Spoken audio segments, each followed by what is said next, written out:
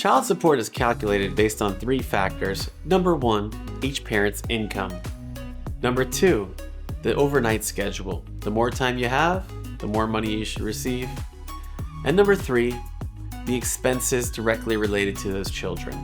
When I say expenses directly related to the children, I'm not talking about groceries. I'm talking about insurance paid for the children, for their portion only, or daycare for the children, or after-school care such as the host or post program. Child support can be modified anytime there's a substantial change. The substantial change in circumstance is defined as a change of 15% or more, up or down, or $50, whichever of the two numbers is higher. So for example, if child support is $100, you would need to have the change be by $50 since that is more than 15%, or $15. However, if it's $1,000, then you would need a change of $150, which is 15%. So in essence, 15% or $50, whichever is more, and the guidelines themselves can be the basis. How do you know if you should file a modification? People put their stuff on social media. They probably shouldn't, but they do. So if you see your spouse, or your former spouse rather, with the new Maserati, it's time to modify. What happens if the other side doesn't pay their child support? Child support is taken very seriously in the state of Florida.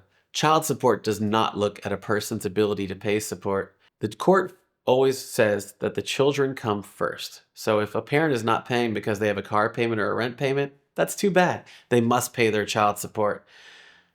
There are two possible paths for enforcing child support. Number one is through the Department of Revenue.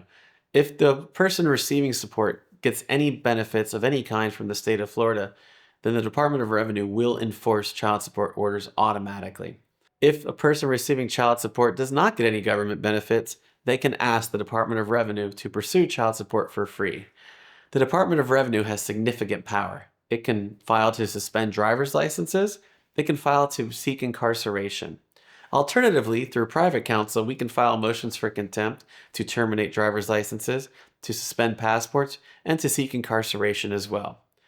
I strongly recommend, if you have a child support obligation, you pay it. Child support is enforced through the filing of motions for contempt. If someone does not pay you child support, reach out to an attorney who can file for contempt. They can seek to have an income withholding order entered, the wages garnished. They can also seek to have interest added to that child support, have the driver's license suspended, and even seek incarceration, jail. If you have any questions regarding child support, whether you're paying it, receiving it, requesting it, or trying to modify child support, call today or go find us online at tampadivorce.com, tampadivorce.com, tampadivorce.com.